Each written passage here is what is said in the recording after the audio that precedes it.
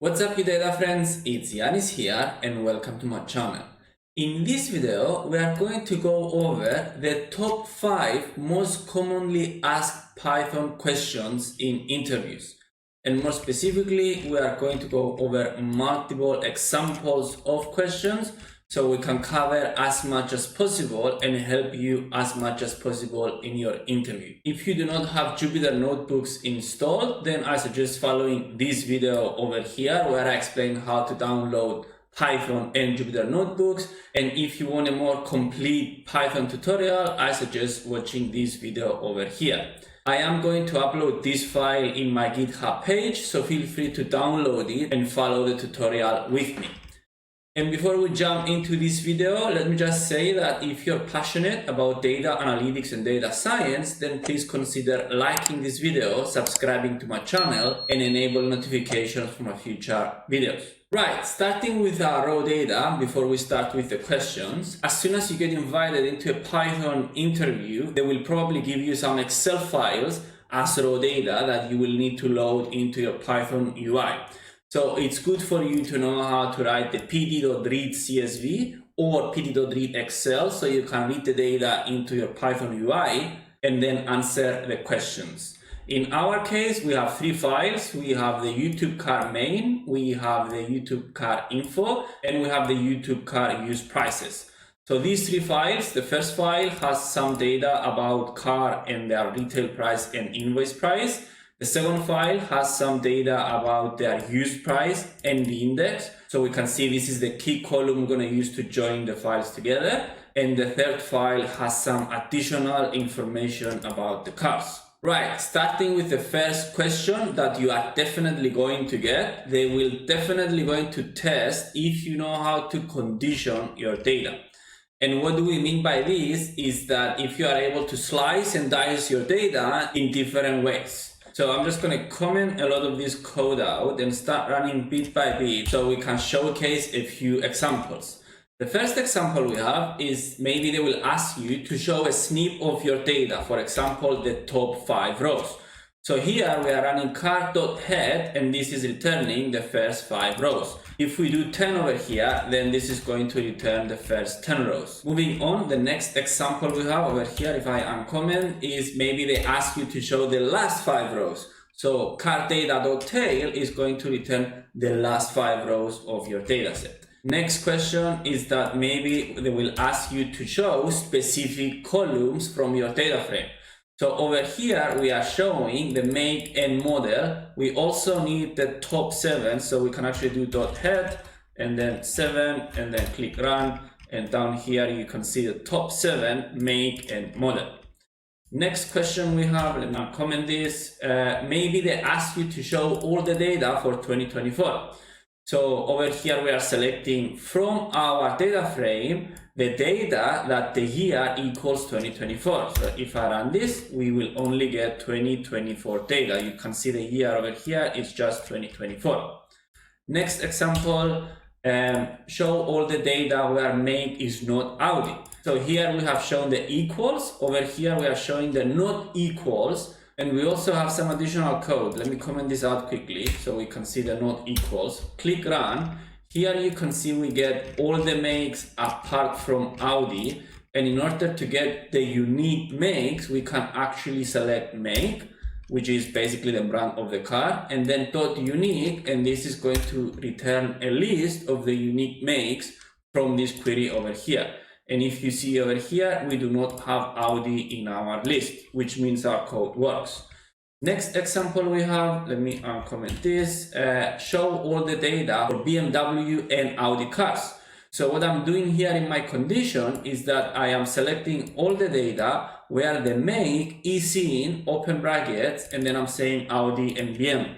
So if I select this, you can see we're going to get Audi and BMW cars only. The next question you might get, it says, show the unique models. So this .unique, you are going to use a lot as a data analyst or a data scientist.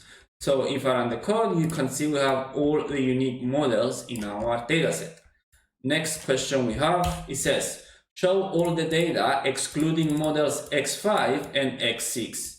So to do this, we need to use the .esin query we have used before, but we also need to add this symbol over here when we are conditioning.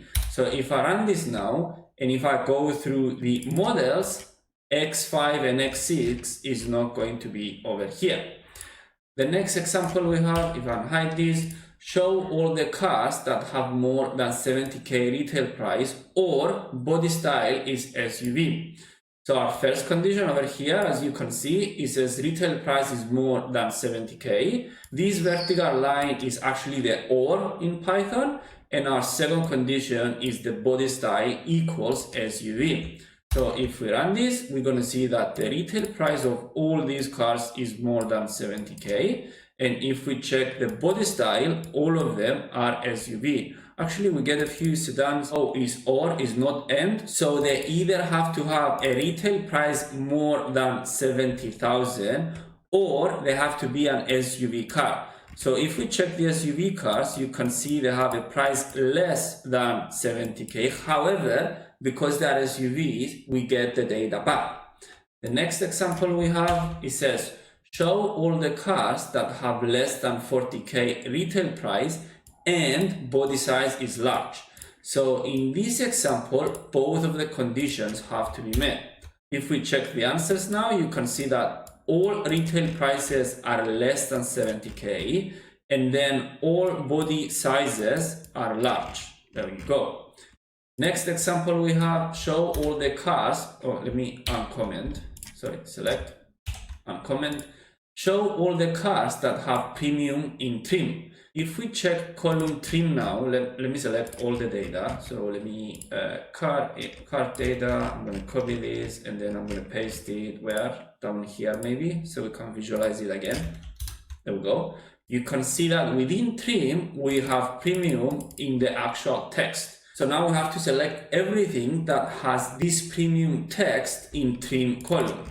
And to do this, we need to use the .str.contains the word premium.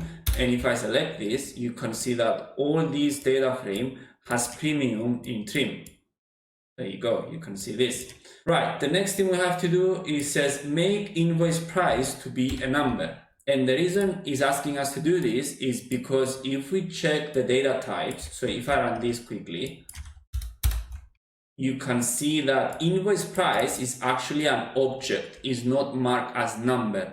And the reason is because we have the $sign and we also have the comma. So first I'm removing by saying st.replace the $sign with empty. Then I am removing the comma with empty. I'm actually replacing, not removing. And then I'm saying .asType float. And then if we run all this quickly, so uncomment this, you can see that now the invoice price is a float and it's not an object. And if we check the .head quickly, so you can see the number, you can see that we no longer have the $sign or the comma in invoice price. Right, so these are just a few examples that the interviewer is actually going to test you to see if you know how to slice and dice your data using different queries. Right, moving on, the next question they will definitely ask you is going to be an aggregation question. And there is multiple ways of aggregating our data. So let me comment all of these out quickly and we go question by question. One example is that maybe they will ask you to show the total retail price. To do this, we can run part data and then retail price column .sum. And as long as the data type of this column is integer or float, it's going to sum the data and it's going to give us the total retail price. Next question we have over here says show the average retail price. So it's the same case with the sum. We say .min in this case, and this is the average retail price per car. Next question we have, it says show the minimum and the maximum retail price. We also have the count over here, but to do this, we can select our column. We can say .agg, which is .aggregate. I want to have the minimum, the maximum, and also the count. If I run this, you can see we get the minimum, maximum, and count. Next question says show the number of unique models. To do this, we can select the column name and we can run .nUnique. and it's going to count the number of models we have. You can see we have 150 models. By the way, I don't know, do you want me to zoom in? Maybe not. Next question we have, it says, show the average retail price per model.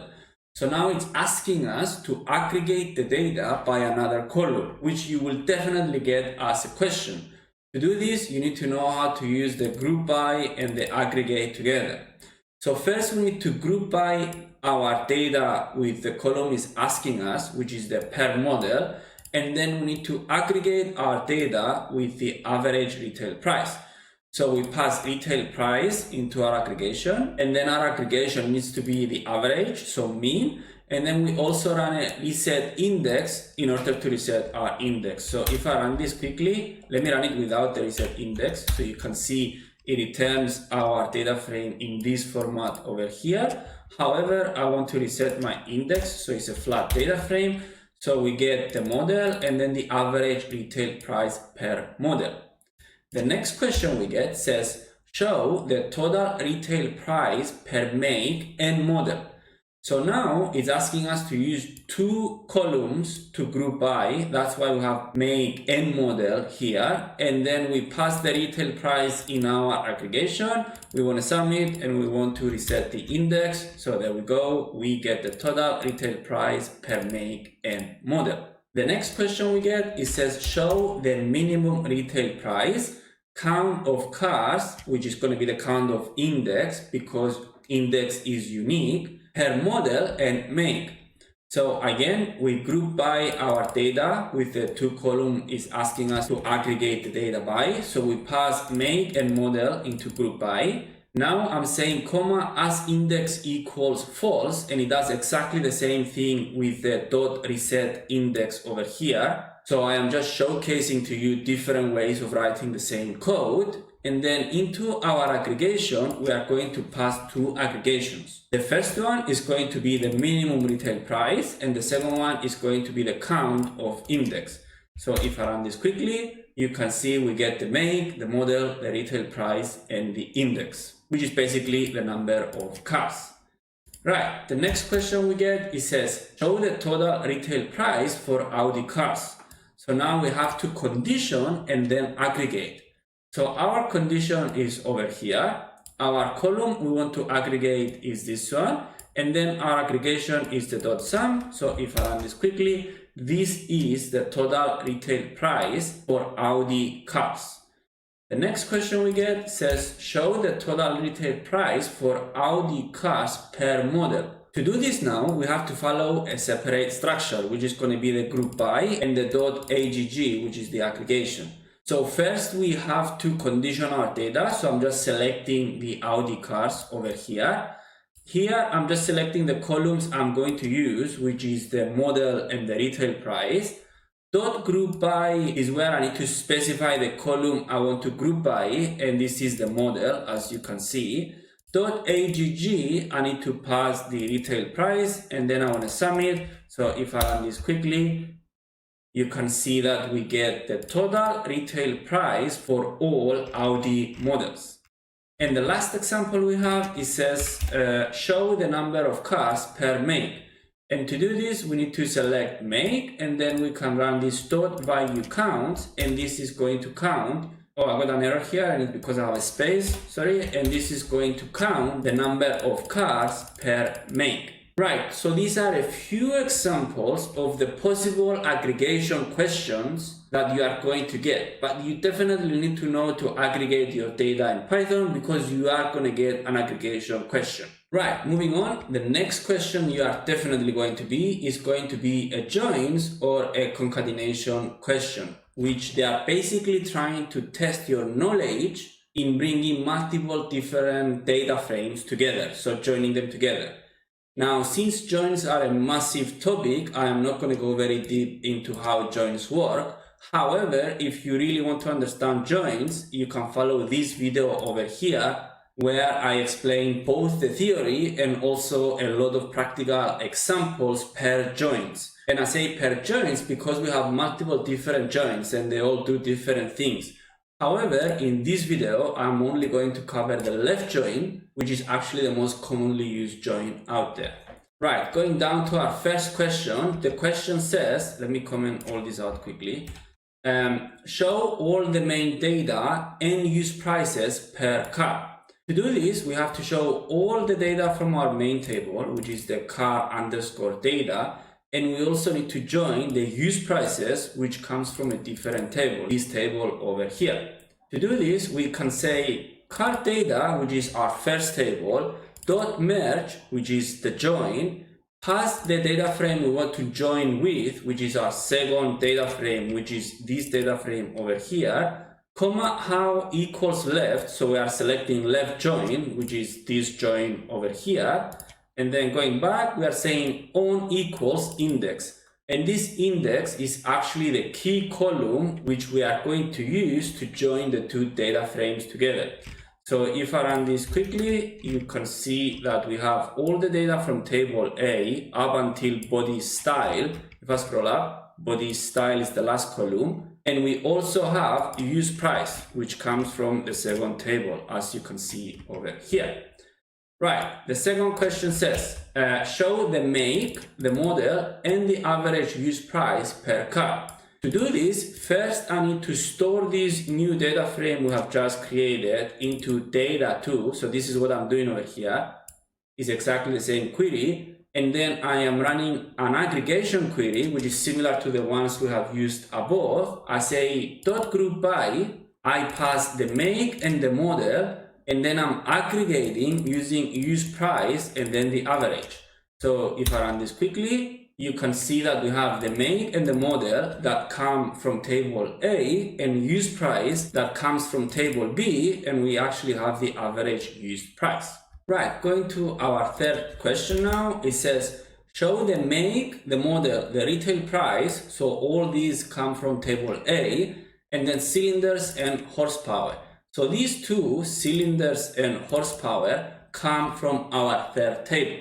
To do this, I'm just selecting whatever data we need from table A, which is the make, model, retail price, and the index, which we are going to use as a key to join the two together.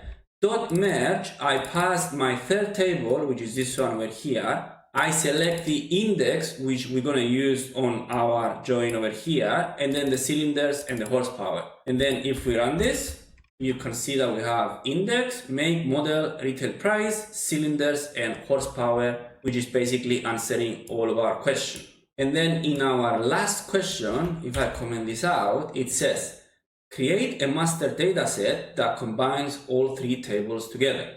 So we basically want to combine all these three tables together. First, we start with our first join. So I'm joining table A with table B. I'm using left join. I'm joining on index, and I'm storing it into master data frame. And then on my second join, I am using master equals master.merge. So I'm actually using the already merged table to merge another table, which is our third table. And then I'm still using left join and index. So if I run this quickly, actually let me copy this and then run it so we can visualize it. You can see that we started, this is the initial print, with 1,559 rows and 9 columns. On our first join, we have only added one more column. And then on our second join, we have added 7 more columns. And if you check our final DF, we have everything from table A, which is up until here. This is table B, and all of these comes from our third table. Right, so these are a few joins examples that you are definitely going to get in your Python interview. So I suggest learning how to do joins and mastering all of the joins, not just the left joins. Right, moving on, the next question you are going to get is probably going to be to create a new calculated field. And over here we have 3 examples. Let's start with the first one. The first one says, create a new column that has a yes or no if a car retail price is more than 100K. To do this, we start by specifying the name of our new column, which is more than 100K. And we are saying equals np.where the retail price is more than 100K, say yes, otherwise say no. And now if we visualize our master dataset, you can see at the end, let me scroll in, that we have a yes on the first car, which has a retail price of 242k, and you can see no's over here because the retail price of these cars are not more than 100k. The second example now says create a new torque column with just a number. Now, if we check the torque column, which is the one over here, you can see that we have both number and text in this column. So what we want to do is that we want to take the first 3 characters and then store that into a new column and also convert it as a float, which is a number. To do this, we are specifying the name of our new column, which is the torque NO number. And we are saying master torque, selecting the column, .str, take the first 0 to 3, which is the first 3 characters. And also we are missing the dot as type here, and we want this to be float, which is like a number. So if we run this quickly, you can see that we have the torque NO now, and it's actually the first 3 characters of our torque column. And the last example we have over here, let me select it quickly and uncomment it, it says, create a new field which has the retail price per torque. So now we have to divide retail price with the torque column we have just created, which is this torque number over here. And to do this is quite self-explanatory. We pass the new name over here, and then we are dividing retail price with the new column we have just created. So if I run this quickly, you can see that we have the new column called retail per torque, and it's actually the retail price per torque. Right, so this is just 3 examples of creating new calculated fields, and it's actually a question that you are definitely going to get tested on in your Python interview. And the last possible question you might get is going to be a for loop question. Now maybe this is a bit more advanced, but we are going to show it just in case you want to study it and just in case they ask you in your interview. So the question says, add the average retail price per model in the master table. So what this is asking us is that we want to create a new column over here, which is going to be the average retail price per model.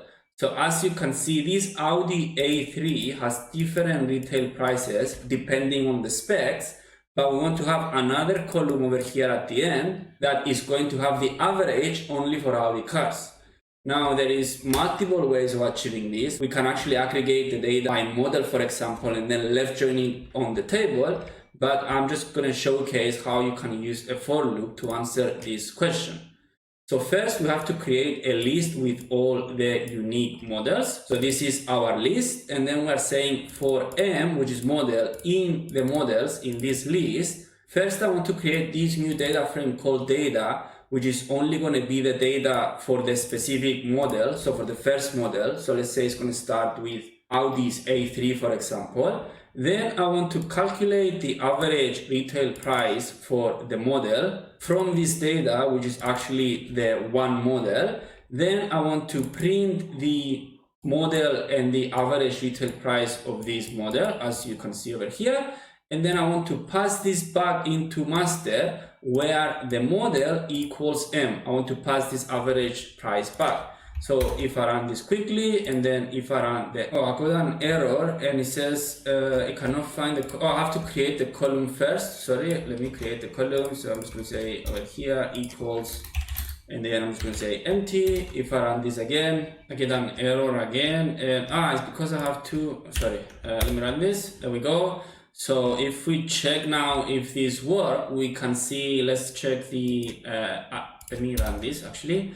These A3s, for example, you can see that they have a retail price of different retail prices, but if we check their average retail price, you can see it's the same number because they are all the same models. So this is one example of a question you might get that you might need to use a for loop to answer. Right, so this is it for this video. I hope we have covered enough of example of questions that you are going to get in your Python interviews. In the next few videos, I'm going to have examples of actual tests with a timer so you can test your knowledge.